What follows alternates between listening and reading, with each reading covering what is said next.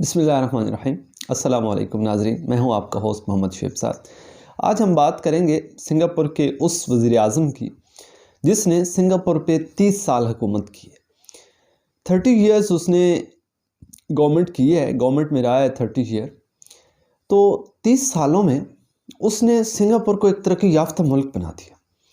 ہمارے جو سابقہ پرائم منسٹر تھے میاں محمد نواز شریف صاحب، وہ جا کے ان سے ملے، یعنی ان سے ملاقات کی، اور اس وقت وہ ریٹائر ہو چکے تھے۔ 30 سال کے عرصے کے بعد انہوں نے ریٹائرمنٹ کا اعلان کیا۔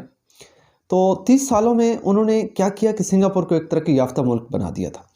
لیکن نواز شریف ان سے ملاقات کرتے ہیں اور ایک اہم سوال رکھتے ہیں ان کے سامنے کہ جی میں آپ سے یہ جاننا چاہتا ہوں آپ کے ایکسپیرینس کی بیس پہ، آپ کے تجربے کی بنیاد پہ، کہ آپ نے جو ہے چونکہ 30 سالوں میں اپنی کنٹری کو جو ہے، اپنے ملک کو جو ہے ایک ترقی یافتہ ملک بنا دیا، تو آپ کیا سمجھتے ہیں کہ ہمارا جو ملک پاکستان ہے، تو کیا آنے والے دور میں کسی بھی وقت میں مستقبل قریب میں آپ کیا دیکھتے ہیں کہ ہم بھی اسی طرح ترقی کر جائیں گے اور ایک ترقی یافتہ ملک ہم پاکستان کو بنا لیں گے یا نہیں؟ تو یہ ایک بڑا امپورٹنٹ کویسچن تھا۔ تو اس نے جو ہے نا نفی میں سر ہلایا۔ اس پہ جاوید چودھری نے بڑا ایک زبردست کالم بھی لکھا ہے، ایک مضمون شائع ہوا ہے۔ تو اس نے نفی میں سر ہلایا کہ نہیں جی۔ یہ بڑا حیران ہوا نواز شریف نے کہا جی کیوں؟ کہ 3 وجہ، 3 ایسی بنیادی وجہ ہیں جن کی وجہ سے آپ جو ہے ترقی یافتہ ملک نہیں بن سکتے۔ آپ کی جو کنٹری ہے، آپ کا جو ملک ہے، وہ ترقی یافتہ ملک نہیں بن سکتا۔ کیوں جی؟ کہ اس کی پہلی وجہ ہے آئیڈیالوجی۔ ہم میں اور آپ لوگوں میں یہ فرق ہے کہ آپ لوگ اس دنیا کو عارضی سمجھتے ہیں، ہم دائمی سمجھتے ہیں۔ ٹھیک ہے، ہم تو کرتے ہیں اس کے لیے، ہمارے لیے تو یہی جنت ہے، آپ کے لیے یہ جنت نہیں ہے۔ آپ تو کسی اور جہان میں جانا چاہتے ہیں، آخرت وہ اگلا جو مرحلہ ہے وہ آپ کے ذہن میں ہوتا ہے۔ لیکن یہاں یہ جو دنیا ہے ہمارے لیے تو بس یہی جنت ہے۔ ہم اس کو خوبصورت سے خوبصورت بنانے کی کوشش کرتے ہیں، اس کو ہی جنت بنانے کی کوشش کرتے ہیں۔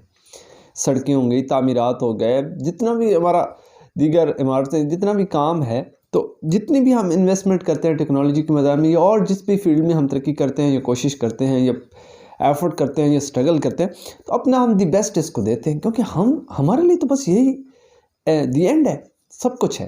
لیکن آپ کے لیے تو یہ عارضش ہے، تو آپ اس قانون کو سنجیدہ نہیں لیتے، تو آپ کبھی بھی اتنی ترقی نہیں کر سکتے، کیونکہ جب تک آپ اتنی محنت نہیں کریں گے، یہ اللہ کا اٹال قانون ہے کہ جو جتنی زیادہ محنت کرتا ہے نا اس کو اس کا ریوارڈ صلہ دے دیا جاتا ہے۔ اور مزے کی بات یہ ہے کہ کوئی کافر ہے، غیر مسلم ہے نا، وہ بھی اگر محنت کرتا ہے اللہ اس کی محنت ضائع نہیں کرتا۔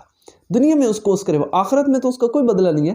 اگر وہ کسی کے ساتھ اچھائی کر دیتا ہے، حسن اخلاق سے پیش آتا ہے یا خدمت خلق، اللہ کیا کرتا ہے اس کا بدلہ اسے دنیا میں دے دیتا ہے۔ آخرت میں اس کا کوئی حصہ نہیں ہے، آخرت میں اس کا کوئی حصہ نہیں، لیکن اس کی نیکی پھر بھی ضائع نہیں، دنیاوی اعتبار سے اس کو ادھر ہی اجر مل جاتا ہے۔ بس یہی ان کی جنت ہے۔ مومن کے لیے تو یہ قید خانہ ہے دنیا، کافر کے لیے جنت ہے، اور وہ اس کے لیے سب کچھ کر۔ تو فرمایا، اس نے کہا کہ پہلی جو وجہ ہے وہ آئیڈیالوجی ہے، نظریاتی مسئلہ ہے آپ کے اور ہمارے درمیان کے، آپ کبھی اتنی ترقی نہیں کر سکتے۔ دوسری وجہ بڑی حیران کن ہے کہ میں ذاتی طور پر ایک وکیل ہوں، اور میرے پاس انڈیا سے، دبئی سے، کراچی سے بہت سارے موکل میرے ساتھ کنیکٹڈ ہے۔ تو جب بھی کوئی کیس آتا ہے نا، تو میں اگر کسی اس کو دبئی والے کو یا یہ جو انڈیا والے ہیں کچھ، ان کو باقی جو غیر مسلم ہیں، یہ اگر میرے پاس کوئی ہندو مقدمہ لے کے آتا ہے، میں اس کا مقدمہ دیکھتا ہوں، میں کہتا ہوں تیرا جو یہ کیس ہے نا یہ کمزور ہے، اور جہاں تک میرا خیال ہے کہ تم یہ مقدمہ ہار جاؤ گے، تو بہتر ہے صلح کر لو۔ وہ کہتے ہیں جی میری صلح کروا لیں، وہ صلح پہ آمادہ ہو جاتا، میں ہار جاؤں گا، مجھے آگے جانے کی ضرورت نہیں ہے، شکریہ بھی ادا کرتا ہے، تھینک یو یار، بڑی مہربانی، تو نے گائیڈ کیا، اور وہ کیس نہیں لڑتا، صلح کر لیتا۔ لیکن جب کوئی پاکستانی آتا ہے یا کوئی کراچی والا یا کوئی وکیل میرے پاس آتا ہے، میں اسے کہتا ہوں کہ بھائی یار یہ جو تیرا مقدمہ ہے نا، یہ جو تو کیس، یہ تو ہار جائے گا، بہتر ہے صلح کر لو۔ ان کا نہیں جی، یہ کیسی باتیں کر، میں آخری جان کے آخری قطرے تک لڑوں گا۔ پھر بھی نہیں جیتے، پھر کیا؟ کہا میرے بچے لڑیں گے۔ کہا پھر کیا کرے گا؟ بچے بھی لڑے، پھر بھی نہ جیتا، کہا ان کے بچے لڑیں گے۔ تو وہ یہاں پہ چند لمحوں کے لیے خاموشی اختیار کرتا ہے، رکتا ہے، پھر مسکراتا ہے، کہتا ہے یار ایک بات یاد رکھ کہ جو قومیں نا اپنے بچوں کو، اپنے خاندان کو، اپنی نسلوں کو ورثے میں، ثقافت میں جو ہے نا لڑائیاں جھگڑے مقدمے کیس اور مسئلے دے کے جاتی ہے کبھی ترقی نہیں کر سکتی۔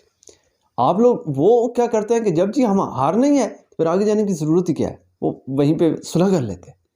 اور آپ کیا کہتے ہیں ہم جان کے آخری قطرے تک لڑیں گے، ہماری نسلیں لڑتی رہیں گی، یہ ہم پیچھے نہیں ہٹیں گے، سارا کچھ لٹا دیں گے، پیچھے نہیں ہٹیں گے، ٹھیک ہے۔ تو جو لوگ جو قومیں اپنے بچوں کو اپنی نسلوں کو مسئلے دے کے جاتی ہیں نا، وہ مقدمے دے کے جاتی ہیں، لڑائی جھگڑے اور مسئلے دے کے جاتی ہیں، وہ کبھی ترقی نہیں کرتی۔ تیسرا اس نے کہا، یہ اس پہ جاوید چودھری کا آپ کالم کبھی دیکھیے کہ مضمون ہے بڑا زبردست، 3 وجوہات۔